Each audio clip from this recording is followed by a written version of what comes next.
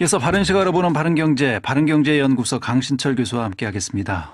어서 오십시오, 교수님. 예, 안녕하세요. 예, 종부세 얘기를 해야 될 것 같습니다. 오늘 일제히 이제 고지서가 발부되면서 많은 언론들이 종부세 관련 보도를 지금 쏟아내고 있습니다.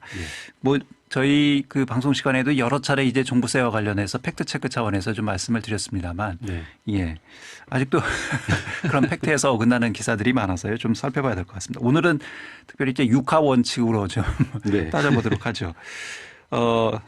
먼저 언제 이게 세금을 내야 되는 건지 이 부분을 좀 살펴볼까요? 그러니까 어제 종부세 고시를 했으니까 예. 이제 납세 고지서를 우편상으로는 내일이나 모레 정도는 받아볼 수 있고요. 지금이라도 궁금하신 분은 홈택스에서 조회를 할 수 있습니다. 예. 저도 궁금해서 해봤거든요. 아쉽게 아닙니까? 그 세금 납부는 다음 달 1일부터 15일까지 예. 납부하면 되고 세액이 이제 250만 원을 넘을 경우에는 이자 부담 없이 6개월간 분납이 가능합니다. 예. 그래서 납부 고지서를 이제 받은 사람은 가까운 금융기관에 가서 직접 내도 되고 인터넷으로 납부를 해도 됩니다. 예. 대상자가 상위 1.9%니까요.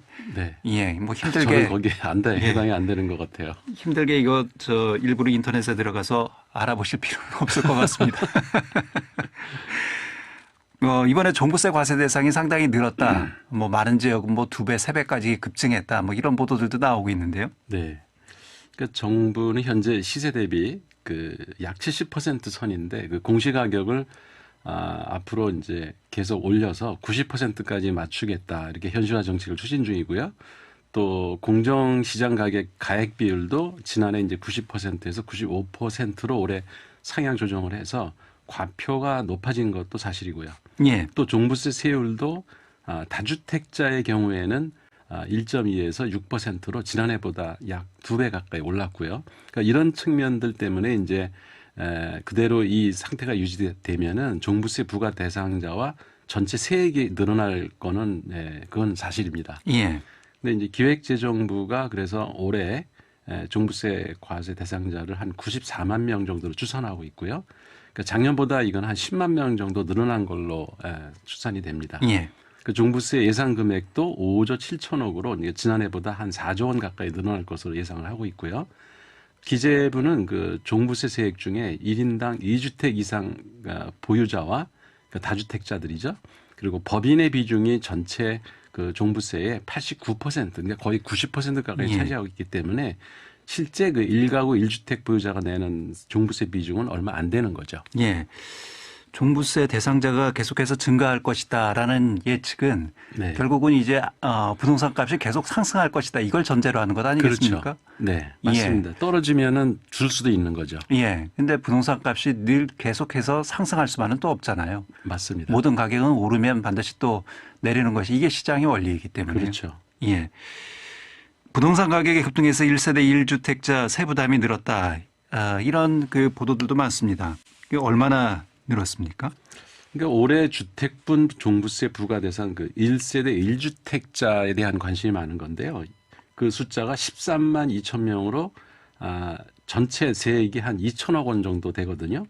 이거가 이제 전체 고지세액 5조 7천억 중에서 차지하는 비중이 3.5%밖에 안 됩니다. 그리고 지난 그 8월 1일 그 1주택자 종부세 세액 공제액이 9억 원에서 11억 원으로 그 종부세법 개정을 하지 않았습니까? 예. 여당에서 이 기준을 올렸죠. 예. 그래서 사실은 줄었어요. 숫자가. 인원이 18%에서 13.9%로 줄었고 예. 세액도 6.5%를 전체 차지했었는데 1가구 1주택자가 내는 그 종부세액은 3.5% 수준으로 줄었습니다. 그러니까 시가 16억 원 이하, 그러니까 이게 공시가격이 11억 원 정도 되죠. 예. 주택 보유자는 과세 대상에서 제외가 되고요. 아예 안 내는 거죠.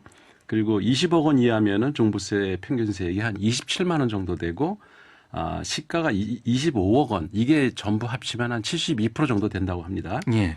그러니까 25억 원 정도 시가면은 종부세가 한 50만 원 수준이 됩니다. 예. 그러니까 실제 72%는 한 50만 원 이하를 낸다는 얘기죠. 예. 그래서 일부 언론에서 이제 종부세 평균액이 600만 원이 된다 이렇게 얘기하는 건 좀 사실 호도할 우려가 있는데요. 예. 종부세 90%가 법인하고 이제 다주택 세자들이, 그러니까 대주택자들이 내는 거고 이게 마치 종부세를 모든 개인이 600만 원씩 평균 내야 되는 것처럼 이렇게 이제 보도를 하고 있기 때문에 예. 실제 내는 거는 50만 원, 27만 원 이 정도밖에 안 되는데 예. 엄청나게 세금을 많이 내는 것처럼 이렇게 기사를 쓰고 있는 거죠. 이게 이제 평균의 함정이죠. 네. 다음은 당연히 이제 법인들이나 또 다주택자들은 워낙 이제 종부세가 많이 부과가 될 그렇죠. 거고요. 그런 사람들과 같이 평균을 내서 마치 개인이 600만 원 정도의 종합부동산세를 내는 것처럼 그렇죠. 이렇게 얘기하는 평균의 것은 오류를 그렇게 이용해서 예. 마치 세금 폭탄이다 막 이런 표현들을 써가면서 다분히 좀 의도성이 있는 그런 맞습니다. 예, 측면이 없지 않아 있습니다. 예. 그 수입이 없는 고령자, 장기 실거주자, 종부세 부담 크다. 뭐 그래서 이것도 생계 단골 메뉴죠. 생계에 뭐 어려움을 겪는다.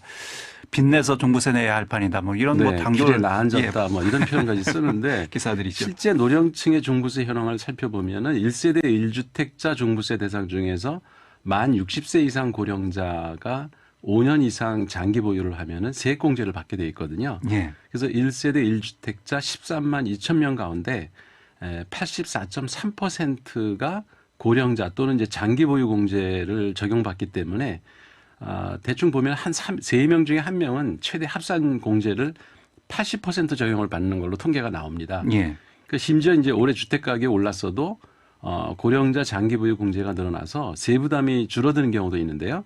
지난해 그 강남의 시가 24억 원짜리 아파트를 보유한 1세대 1주택자는 최대 합산 공제 70%를 적용받기 때문에 작년엔 89만 원 종부세를 냈는데 올해 이제 그 주택 가격이 올라서 26원으로 상승을 했는데도 늘어난 그 최대 합산 공제율을 80%를 적용하면은 70만 원밖에 안 내니까 오히려 종부세가 줄어드는 경우도 있는 겁니다. 예. 그 종부세는 어디에 삽니까? 어디에 씁니까? 이게 걷어들여서? 흔히들 뭐 정부 재정 적자 메꾸는 데 쓰는 게 아니냐 이런 얘기들을 하는데 그건 예. 사실이 아니고요. 종부세 세수는 전액 부동산 교부세로서 지자체로 이전이 돼서 지역 균형 발전을 위한 정부 지방 정부 재원으로 사용이 됩니다. 예. 그 종부세가 이중과세 아니냐 뭐 이런 또 일부 이제 문제점을 지적하는 사람들이 있거든요. 예. 심지어는 그거를 아주 그 직업 삼아 그 종부세 위헌 심판을 하는 사람이 있습니다. 종합부동산세는 그 2005년 1월에 이제 이게 아마 노무현 정부 때 그저 예. 시작한 거죠. 이에 대한 과도한 세금을 부과한다. 그리고 재산권을 침해한다. 그리고 재산세와 동일한 과세 대상이 이중과세를 이뤄진다. 이런 것들이 이제 주요 쟁점이었는데 하지만 헌법재판소에서는 2008년 11월 판결에서 세대별 합산 부과 등 그 일부 사항에 대해 위헌 판결을 내리면서도 대부분 내용은 합헌으로 이제 판단을 했습니다. 사실 이게 자동차세를 내는 사람들의 그 논리대로 하면은 예. 한 4천만 원짜리 차를 갖고 있으면서 재산세를 보유세를 한 100만 원 가까이 내거든요. 그렇죠. 그렇다면은 20억 원짜리 갖고 있으면서 27만 원 내는 거 가지고 이 따지는 거는 좀 앞뒤가 안 맞는 얘기인 거죠. 예. 그래서 이런 거를 주장하고 있는 사실들은 대부분이 그 거짓말이 맞고요.